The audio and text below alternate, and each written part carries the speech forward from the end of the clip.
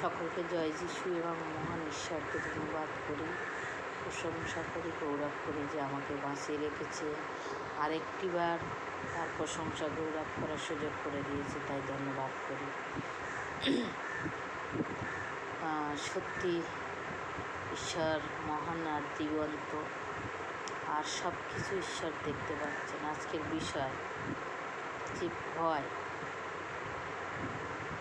আমরা কর্ম তো করি, কিন্তু আমরা কর্মের মধ্যে যে আমরা আমাদের আচার ব্যবহারের মধ্যে যে আমরা কত অন্যায় করছি, পাপ করছি, সেটা আমরা দেখি না। আর আমরা সেটা একবারও আমরা চিন্তা করি না যে কত মানুষকে দুঃখ দিচ্ছি, কষ্ট দিচ্ছি। বিশেষ করে সন্তান, মা বাবা, একটা সময় থাকে মা বাবা সন্তানকে কিভাবে লালন পালন করে মানুষ করে, বড় করে, কত কষ্টের মধ্যে, যন্ত্রণার মধ্যে, অভাব অনটনের মধ্যে, সমস্যার মধ্যে সেই বাচ্চাকে খুব কষ্ট করে বড় করে তোলে। কিন্তু সেই বাচ্চা যখন বড় হয় তখন তার কর্তব্য ভুলে যায়।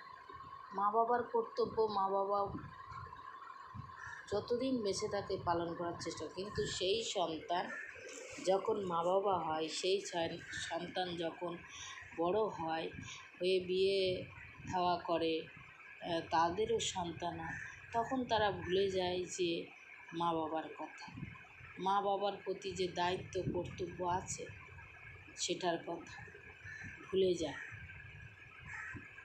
তখন অনেক সময় আমরা দেখতে পাচ্ছি যে মা বাবাকে ছেড়ে নিজের স্ত্রী সন্তান নিয়ে,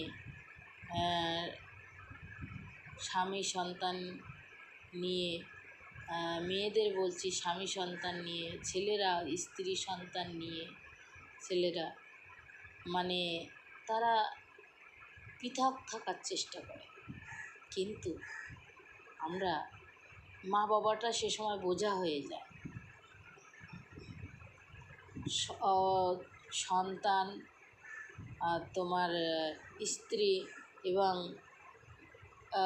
শ্বশুরবাড়ির লোকজন সবাই আসলে জায়গা হয়, খাবার জায়গা, থাকার জায়গা, সব কিছু হয়, কিন্তু মা বাবার থাকার জায়গা হয় না, মা বাবার খাবার জায়গা হয় না।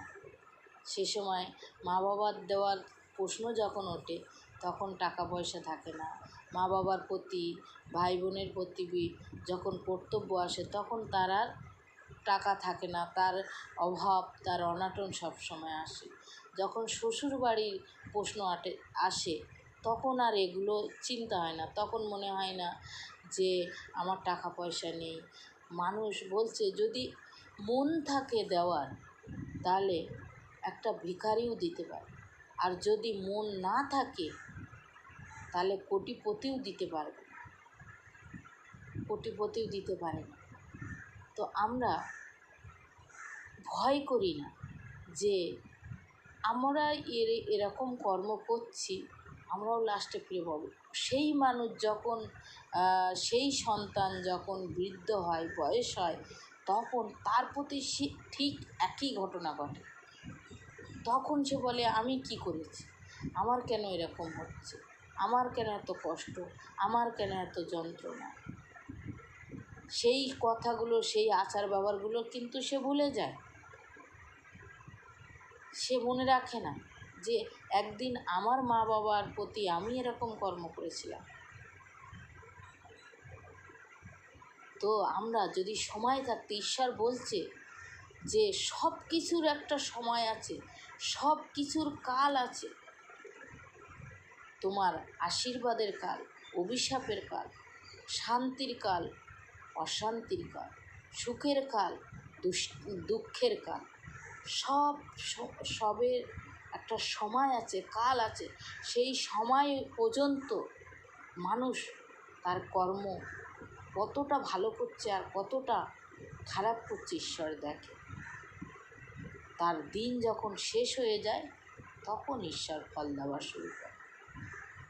তো আমরা আমাদের কর্ম করার সময় আমরা দেখি যে আমরা কোথাও কারোর প্রতি অন্যায় করছি না তো, সন্তানের প্রতি, মা বাবার প্রতি, ভাই বোনের প্রতি, পাড়া প্রতিবেশীর প্রতি আমরা অন্যায় করছি না তো।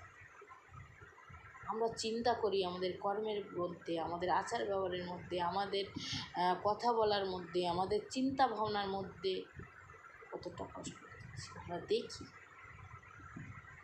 ঈশ্বরকে ভয় করি। আমাদের সেই কর্ম, আমাদের আচার ব্যবহার, আমাদের চিন্তা ভাবনা যেন ঈশ্বরের প্রতি ভয় থাকে। যদি আমরা ভয় করি তাহলে আমরা আশীর্বাদ পাবই পাব। আমরা ঠিক যেমন করছি তেমন পাব। ঈশ্বর বলছে যে তোমরা নিজের প্রতি যেমন ইচ্ছা করো অন্যের প্রতি ঠিক তেমন করো। আমরা কোনো দিন খারাপ কিছু পেতে চাই না, আমরা কোনো দিন কারোর কাছে দুঃখ পেতে চাই না, আমরা কোনো দিন কারোর কাছে মানে খারাপ কথা, খারাপ আচার ব্যবহার আমরা পেতে চাই না। আমরা সব সময় ভালো কিছু পেতে চাই।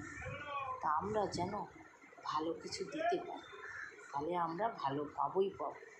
অন্যের দেখে নেই কে আমাকে কী দিল, কে আমার প্রতি কী করলো, এটা আমরা যেন না দেখি। কিন্তু আমরা যদি আমরা কি করলাম সেটা যদি দেখতে পারি, ঈশ্বর আশীর্বাদ করবেই করবে। বলছে ভালোবাসার দ্বারাই সব কিছু জেতা যায়, প্রেমই শ্রেষ্ঠ। কিন্তু প্রেম যদি না থাকে কারোর মধ্যে, সে কিচ্ছু পাবে না। সে যেমন করবে ঠিক তেমনটা ফিরে পাবে।